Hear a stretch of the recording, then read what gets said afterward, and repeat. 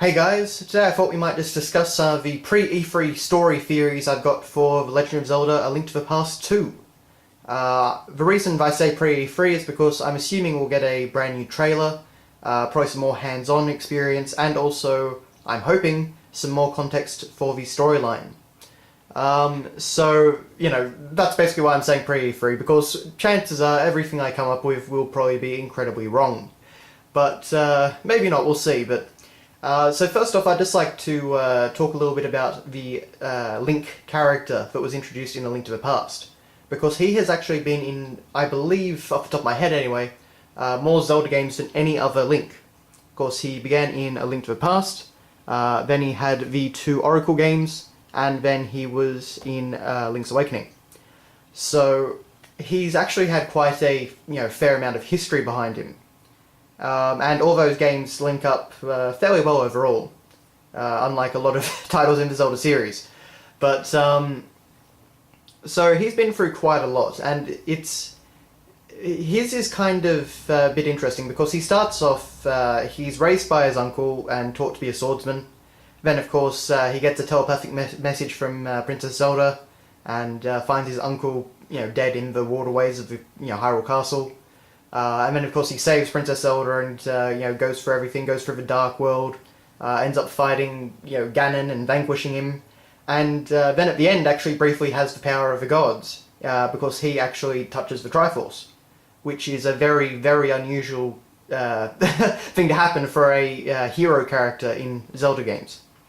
And, of course, that act then brought about the resurrection of Hyrule.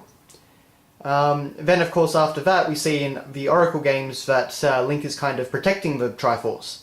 Of course, we see him actually visiting it, and, that sending him to the two lands from those two games, Holdrum and Labrana. And then at the end of those two games, of course, if you link them up, we have the resurrection of Ganon. However, it's a botched resurrection, so he just comes back as a mindless beast. Very reminiscent of what we saw in A Link to the Past, except without any of the, the linguistic capabilities. He's just a bit of a monster. And in that case, this particular Link destroyed him as well. Then, of course, we've got Link's Awakening. And interestingly, the Link's Awakening instruction booklet actually gives a bit more context to this. So I thought I might just read this a little bit out. It says, though Link has fulfilled the Hylian prophecy of the legendary hero and destroyed the evil tyrant Ganon, the land of Hyrule enjoyed only a precarious peace. Who knows what threats may arise from Ganon's ashes, the restless people murmured, as they knitted their brows and shook their heads. Ever vigilant, Link decided to journey away from Hyrule on a quest for enlightenment, in search of wisdom that would make him better able to withstand the next threat to his homeland. Months of difficult travel passed. After a long and fruitful voyage, Link breathed deeply of the sea spray from the deck of a ship that carried him home to Hyrule. But his homecoming was not to be. Suddenly a squall struck your ship, and though you valiantly fought the waves, a lightning bolt reduced your ship to splinters. And of course, then Link's Awakening happens. But, aside from that terrible reading, basically what I want to get across is that Link was obviously pretty worried about Ganon. And this is the only time where we actually see a Link kind of going off on his own to try and make himself stronger so he can, protect Hyrule.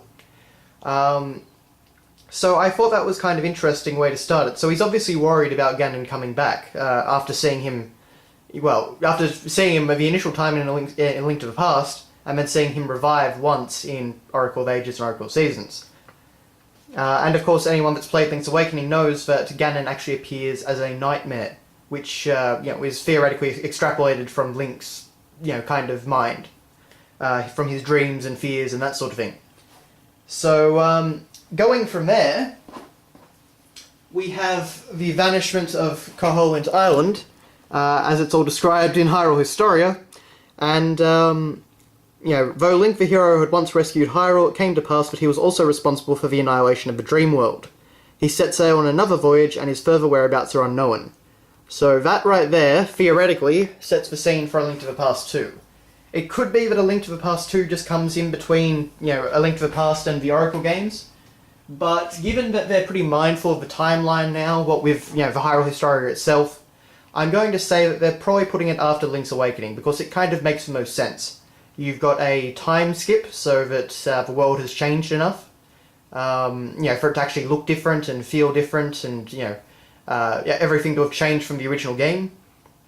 We have a Link who actually has a rational excuse for losing all his items, because, obviously once Coherent Island disappeared at the end of Link's Awakening, all his items that he'd collected there, which weren't real to begin with, they, of course, disappeared as well. So that actually gives a rational excuse for once of why Link doesn't have all his old stuff. I suppose Ocarina of Time had that as well, but, that's my point. So I think that's probably going to be the best starting point. And the other interesting thing, and I'm not sure if they will do anything with this or not, but this Link has kind of been through a lot of stuff at this point. And like Hyrule Historia said, Link has kind of just been through a bit of a dark turn of events with the ending of Link's Awakening. Actually kind of being a destroyer rather than a saviour for once. So they could do some interesting stuff with his character and, the ramifications of that, but I doubt they will, given how they usually treat Link. But, they usually kind of keep him more as a blank canvas. But anyway, so now that we're finally back at Hyrule, and, this Link has returned home, and before people start saying it's, not the same Link, it may not be. This could be a generation skip or something like that. But from the looks of it, I'd say it is. I mean, his design is basically the same. Some people have been saying that because he doesn't have pink hair, he must be a different Link, but the pink hair was only ever in the actual game itself, in all the artwork and everything, and of course in the Oracle games and Link's Awakening, he never had pink hair again. It was just a technical thing, so I doubt that that's going to be a reason. So I'm assuming this is the same Link. But anyway, once we're back in Hyrule, there's a few different things, I imagine. For one, the Hyrule Historia introduced the concept of the Triforce using monarchy. And basically what that means is, for the only time, really, in Zelda history, everyone has, like, the royal family, all the, Hyrule actually has the Triforce in its complete state. Completely untarnished and everything. So, if we go to Hyrule Historia, once again, it talks about the prosperity of Hyrule. It says that ever since the crushing defeat of Ganon, each successive generation of Hylian kings used the Triforce of power, wisdom and courage, passed down by the royal family to preserve order in the land. Those who wielded the Triforce were required to possess the unique characteristic of having been born with a heart free from wickedness. The rulers used the power of the Triforce to help the kingdom expand and flourish. So, and that's basically from the Zelda 2 backstory, but theoretically that's what we're actually going to start to see. We're going to actually see a royal family which is utilising the Triforce. And that's going to be pretty interesting, because the Triforce is essentially unbridled power. So how they actually work that into the land of Hyrule, how it actually ends up, taking effect, assuming it takes effect at all, they may end up just ignoring it, or it may just get stolen immediately before the game begins, so, any number of things. But it's going to be interesting to see how that works. And further to that, at the end of A Link to the Past, the King of Hyrule is actually resurrected. So theoretically, we actually may see a ruling King of Hyrule, which we've never seen before. We've seen, obviously, the King from Wind Waker, but he wasn't actually in charge of anything. He had lost his kingdom by that point, so he wasn't actually ruling over anything. So actually having a king and a properly legitimate Princess Zelda, that could actually be interesting and a bit different. Of course, most of the time, Princess Zelda kind of seems to be ruling. I mean, we kind of hear about the one in Ocarina of Time, but we never actually see him and stuff like that. So I think that could be some very interesting things. Particularly if someone ends up misusing the Triforce. Because I kind of think that might be how we get to a bad state of affairs. I know some people have brought up the concept that Link maybe was cursed, and that's why he can do the wall maneuver thing. Where he turns into paper on the wall, well, not paper, but like a drawing on the wall. And maybe that could be because someone was using the Triforce and cursed him with that. Why you would curse someone with that and just make, instead of just destroying them, I don't really know, but for the sake of plot, that could be it. Aside from that, the other character that was actually resurrected as well was Link's uncle.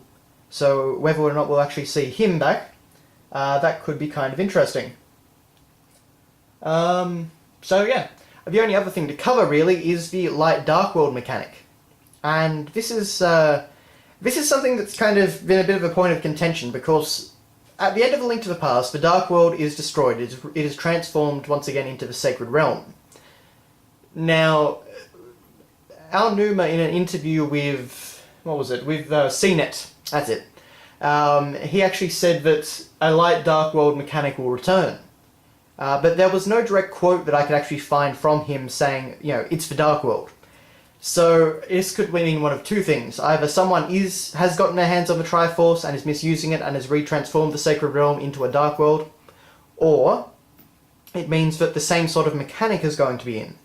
And this is a mechanic that's been throughout, you know, so many Zelda games. I mean, Ocarina of Time with the past and the future and stuff like that. This sort of dual world mechanic has always been a part of Zelda. So it could just be something like that. So I mean, we could end up going back into the past and actually, you know, visiting the time of A Link to the Past, so we actually see the exact overworld. We could go, you know, into the future or even further into the past to the Imprisoning War. You know, you could go to the realm of sleep, which is kind of what we saw in Link's Awakening, where, you know, he could actually interact with dreams and stuff like that. Or it could just be something completely new, and, you know, that's a bit of a difficult thing to guess.